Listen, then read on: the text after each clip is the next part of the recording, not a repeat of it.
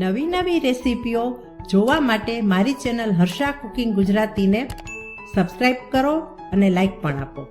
Harsha cooking Gujarati ચેનલમાં આપનું સ્વાગત છે. આજે આપણે બનાવીશું ફરાળી રેસીપીઓ.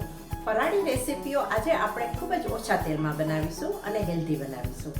અને આ ફરાળી રેસીપી આપણે ત્યારે કામ આવે છે કે જ્યારે કોઈ પણ મોટું વ્રત હોય અને ઘરના બધા સભ્યો આ વ્રત રહેતા હોય ત્યારે જો આ ફરાળી થાળી બનાવીએ ને તો બધાને પણ ખાઈને સંતોષ થાય અને પેટ પણ ભરાઈ જાય. તો ચાલો બનાવીએ આજની રેસીપી ફરાળી થાળી.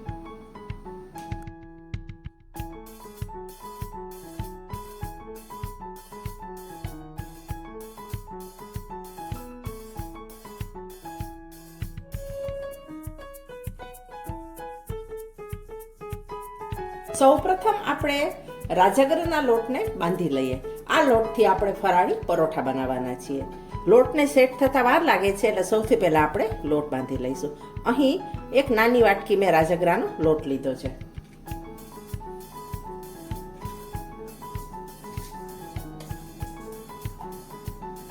સ્વાદ પ્રમાણે મીઠું એડ કરીએ.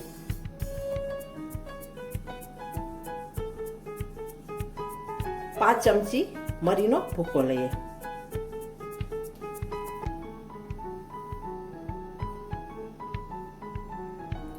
ત્રણ ચાર ટીપા તેલના નાખીએ.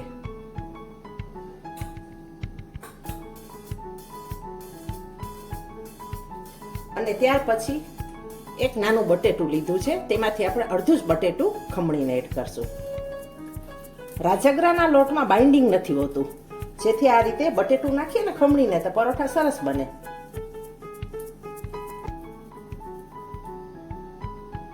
અડધું જ બટેટું એડ કર્યું છે. ખમણી લેવાનું જેથી ગાંઠા ન રહે. જો વધારે લોટ હોય તો એક મોટો વાટકો જેવો હોય તો બટેટું આખું નાખી દેવાનું મોટું. બધું મિક્સ કરી લઈએ અને પરોઠા માટેનો લોટ બાંધી લઈએ.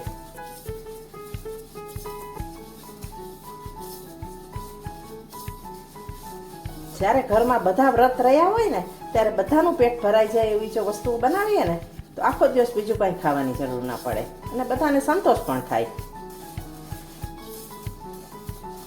સૌ પહેલા બધું મિક્સ કરી લઈએ.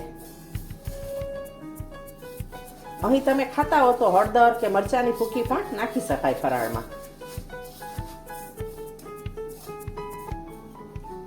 પાણી નાખી અને લોટ બાંધી લઈએ. લોટ બાંધવામાં એક નાની ચમચી પાણીનો ઉપયોગ કર્યો છે મેં. અંદર બટેટું હતું એટલે વધારે પાણીની જરૂર નથી પડી. હવે લોટને આપણે રેસ્ટ કરવા માટે રાખી દઈએ અને જ્યારે બનાવશું ને ત્યારે જરૂર પડશે તો પાણી ઉમેરીશું. આજે બનાવવાના છીએ ફરાળી થાળીમાં આપણે દૂધીનો દૂધપાક. તેના માટે મેં એક મોટો કટકો દૂધીનો લીધો છે, ધોઈ લીધો છે અને તેની છાલ ઉતારી લીધી છે. હવે આપણે ખમણી લઈએ.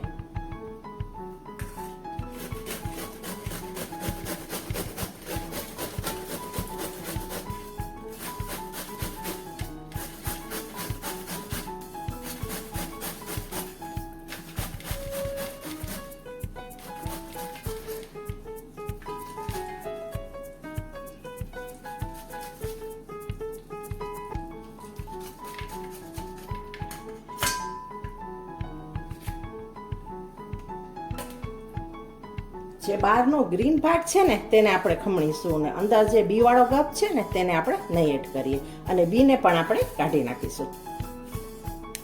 દૂધીને ખમણી લીધી છે અને તેના બી પણ કાઢી લીધા છે. દૂધી હંમેશા બી વિનાની લેવી, પણ અહીં મારી પાસે દૂધી હતી ને એમાં થોડા બિયા હતા. થોડા એક બે નાના રહી જાય તો ચાલે. આ રીતે આપણે કરી લેવાની છે. અને અડધી વાટકી ખમણ છે.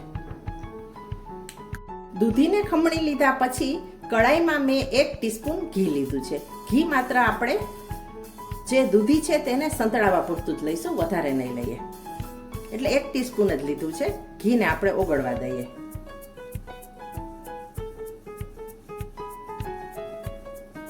ઘી ઓગળી જાય એટલે આપણે આ ખમણ એડ કરી દઈએ.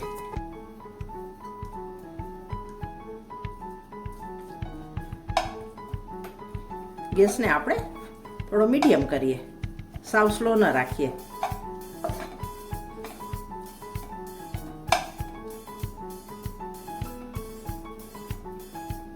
દૂધીને થોડી આપણે ચડવા દઈએ.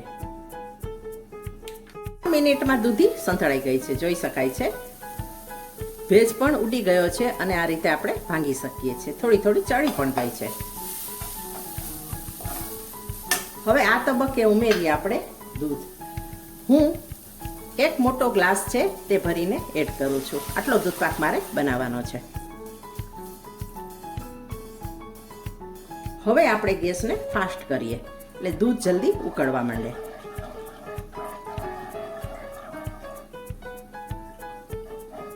જેમ મેં કહ્યું તેમ જો નોનસ્ટિક વાસણ ના હોય ને તો સતત ચલાવતા રહેવું દૂધ ઉકળે પછી, એટલે બળી ન જાય તળીએ. દૂધને આપણે ઉકળવા દઈએ.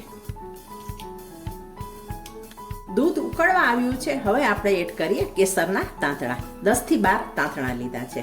આ રીતે પહેલેથી નાખી દઈએ ને તો સારી રીતે મેલ્ટ થઈ જાય અને કલર પણ આવી જાય.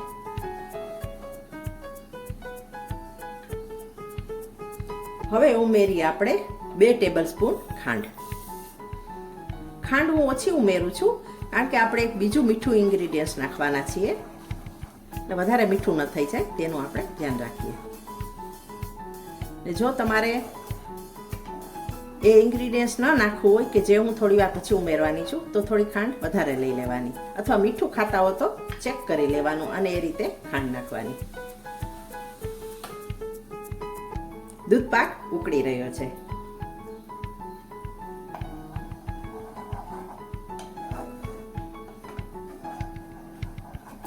આજે આ ફરાળી થાળી આપણે બનાવવાના છીએ ને, હેલ્ધી બનવાની છે, પોષક તત્વોથી ભરપૂર અને બધાને ભાવે તેવી, નાના મોટા સૌ ખાઈ શકે તેવી.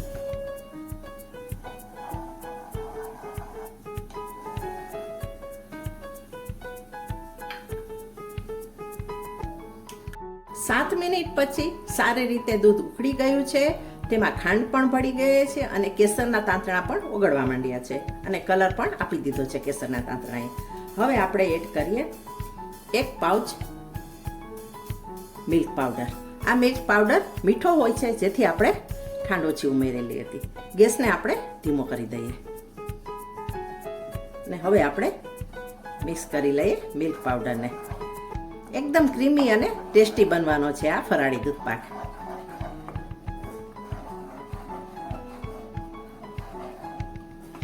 આ રીતે મિલ્ક પાવડર ઉમેર્યા પછી સારી રીતે મિક્સ કરી લેવાનું જેથી ગાંઠા ન પડે.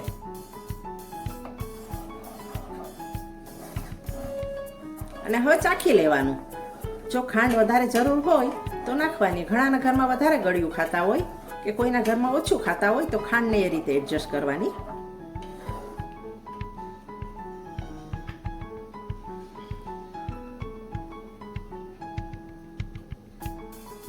હવે એડ કરી દઈએ આપણે 1 પિંચ ઇલાયચી પાવડર.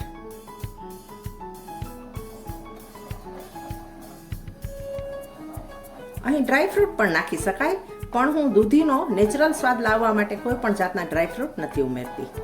એમનેમ જ સરસ લાગશે આ દૂધ પાક. અને બધાના ઘરમાં આ સમયે હોય ન હોય તો આ રીતે પણ તમે બનાવી શકો. નહીતર કાજુ, બદામ, પિસ્તા એ નાખી શકો, પણ જરૂર નથી ચારોળી વગેરે નાખવાની. આમ જ સરસ લાગે છે આ દૂધ પાક. જોઈ શકાય છે એકદમ ક્રીમી દૂધ પાક બનીને તૈયાર થઈ ગયો છે. હવે વધુ ઉકાળવાની જરૂર નથી.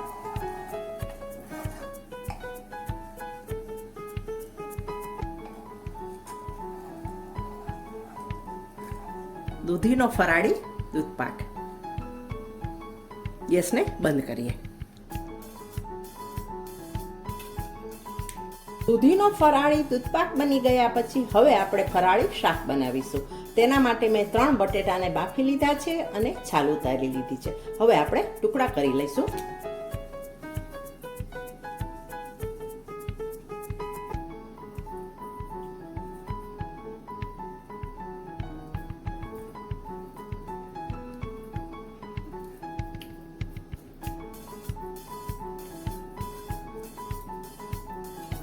નાના મોટા તમને જે સાઈઝના પસંદ હોય એવડા ટુકડા કરી શકો છો.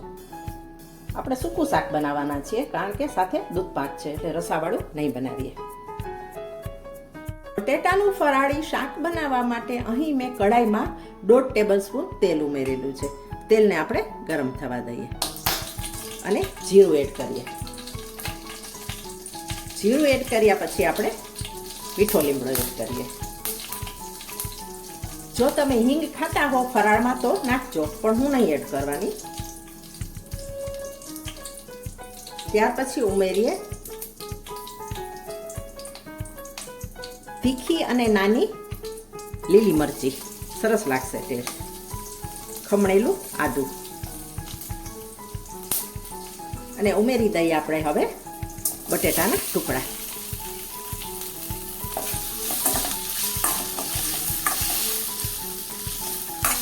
ફરાળી શાક પણ બધા બટેટાના અલગ અલગ રીતે બનાવતા હોય છે, બધાની રીત અલગ અલગ હોય છે. પણ જ્યારે હું ફરાળી શાક બનાવું ને ત્યારે આવું જ બનાવું છું અને ઘરમાં બધાને પસંદ પણ પડે છે.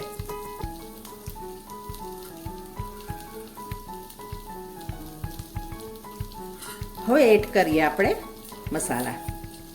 અહીં એડ કરીશું આપણે થોડો ગરમ મસાલો, 1 પિંચ. 1 પિંચ લાલ મરચાંની ભૂકી. લાલ મરચાંની ભૂકી કાશ્મીરી છે, એટલે મરચું જે લીલું લીધું છે તીખું છે, એટલે વધારે તીખું ન થઈ જાય, એટલે આપણે એ રીતે નાખ્યું છે લાલ મરચું. સ્વાદ પ્રમાણે મીઠું એડ કરી દઈએ.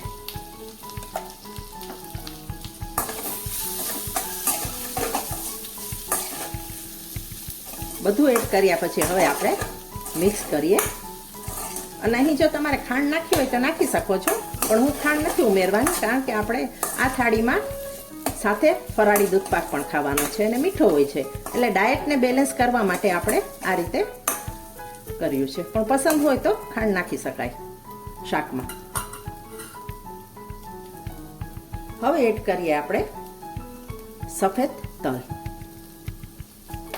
અને સાથે 1 ટેબલસ્પૂન સફેદ તલ છે અને સાથે 1 ટેબલસ્પૂન કોપરાનું ખમણ. શાક ખૂબ હેલ્ધી બનવાનું છે.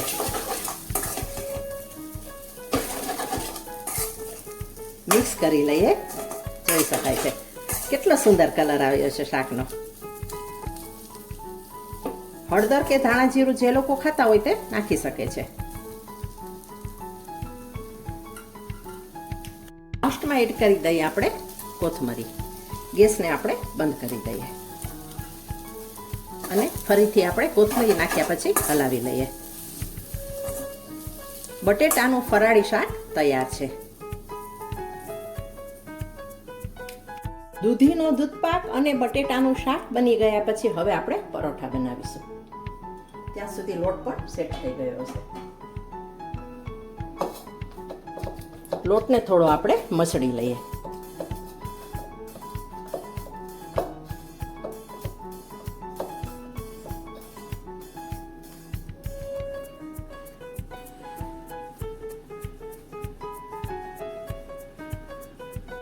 લોટને મસળતી વખતે થોડું પાણી એડ કરેલું છે અને 2 લુવા તૈયાર કરી લીધા છે.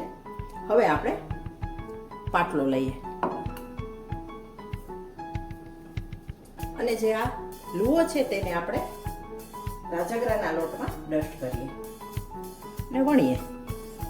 જોઈ શકાય છે ફાટી પણ જશે વણતા વણતા, કારણ કે રાજગરો એ મિલેટ હોય છે, એટલે તેમાં બાઇન્ડિંગ નથી હોતું કોઈ પણ મિલેટમાં, પણ હેલ્થ માટે ખૂબ ફાયદાકારક હોય છે. એટલે જ આપણે બટેટું એડ કર્યું છે, છતાં પણ ફાટતો જતો હોય છે લોટ.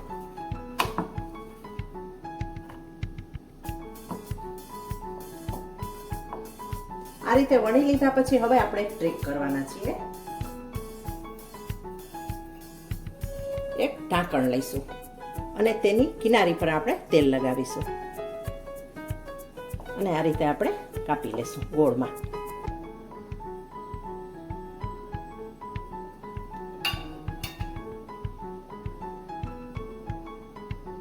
ધીમે ધીમે લેશું એટલે ફાટવાની શક્યતા નહીં. દેખાવમાં પણ સરસ લાગે અને બધાને પસંદ પણ પડે. ફાટેલું ફાટેલું આપીએ ને તો ના સારું લાગે. વધારાનું આપણે કાઢી લઈએ.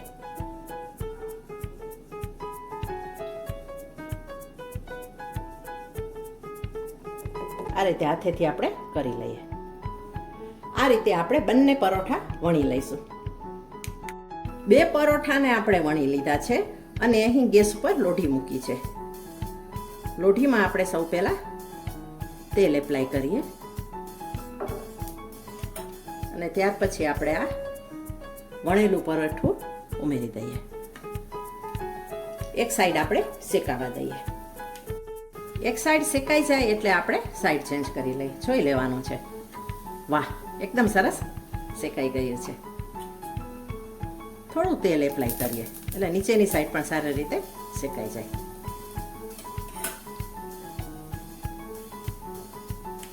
બંને સાઈડ પરોઠા સારી રીતે શેકાઈ ગયા છે, જોઈ શકાય છે. એકદમ સરસ. હવે આપણે કાઢી લઈએ. કેટલું સરસ ગુલાબી બ્રાઉન કલરનું પરોઠું તૈયાર થઈ ગયું છે. બીજું પણ આપણે આ રીતે શેકી લઈએ. સૌ પહેલા આપણે તેલ એડ કરીએ.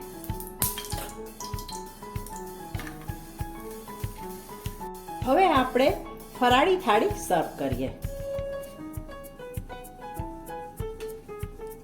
ફરાળી દૂધપાક, ફરાળી શાક, સલાડ, પરાઠા. ઓછા તેલમાં બનેલી હેલ્ધી ફરાળી થાળી બનીને તૈયાર થઈ ગઈ છે. આ ફરાળને તમે કોઈ પણ વ્રતમાં ખાઈ શકો છો. હવે મળીશું નેક્સ્ટ વિડીયોમાં.